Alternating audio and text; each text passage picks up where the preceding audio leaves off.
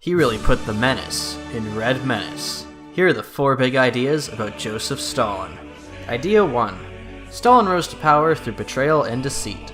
While Lenin was still alive and in power, Stalin served as the Communist Party secretary. Stalin was in charge of placing people in certain jobs and more often than not put his buddies in important positions. A couple years down the line and Stalin would be asking a few favors from his pals. Eventually Lenin died and Stalin and Trotsky proceeded to fight for control over the country. Stalin was determined to keep Trotsky from power, so he made allies with Kamenev and Zinoviev. Trotsky was removed from the party and was exiled and killed. He then sided with Bukharin so he could get rid of Kamenev and Zinoviev. Both were dismissed from the party. Finally, Stalin had dealt with all his opponents and proceeded to rule Russia. Idea 2. Stalin went to many lengths to maintain power. Once Stalin had commandeered control of Russia, he had to figure out a way to maintain his rule. He maintained his power through fear. In the second half of the 1930s, Stalin instituted the Great Purge, designed to rid the Communist Party, the military, and other parts of Soviet society considered a threat. He also expanded the secret police, encouraged citizens to spy on one another, and any who were deemed a threat were sent to the Gulag or killed. People could be sent to the Gulag for the simplest of reasons. You have a different point of view? Sent to the Gulag.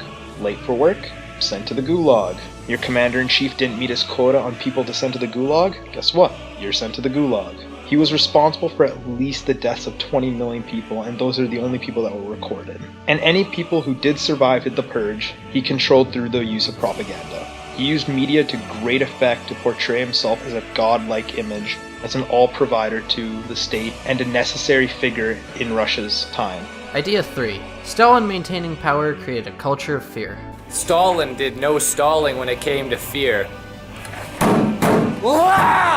Stalin constantly was murdering basically anybody he wanted to, because why not? Stalin was basically Daddy Hitler when it came to work camps, but Stalin wasn't picky about who he killed. He killed Jews, blacks, whites, really anybody he wanted. The reason these countless murders were occurring was because Stalin labeled anybody who wronged him or anybody he wanted to as traitor, and this gave him the power to kill them, and he used this in his propaganda by saying they were against communism and such other things.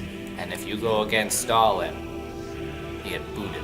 Stalin had something called the secret police, or the Cheka, or the KGB. It changed a lot, and I'm not actually going to put the effort in to find out every single name, so that's what it's going for.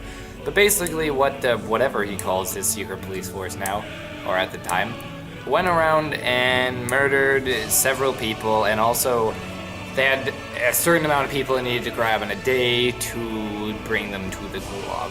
Idea 4. Despite all the murder, Stalin at least made Russia into an economic force. Joseph Stalin was known for many things, but one of his biggest influences was on the economy. Thanks to Stalin, Russia was revolutionized from the Stone Age to a modern industrial era. For Stalin to accomplish this, he decided to implement his new economic ideas called 5-year plans. Russia's economy was in a slump, and the government wasn't in full control over the economy with a new economic policy. It enabled some private ownership of businesses, which Stalin did not believe in. With these 5-year plans, however, it allowed him full say over the economy. With the first 5-year plan in full effect, Stalin began to slowly industrialize Russia. His ways of doing this, however, seemed unorthodox, to say the least. He wanted to eliminate the upper middle class farmers known as the kulaks, and an estimated 10 million were killed at the hands of their leader. Then, he organized collective farms, which used lower class peasants as the designated farmers. This was supposed to allow production to flourish, however it really hindered production rates, which were actually lower than the beginning of the plan.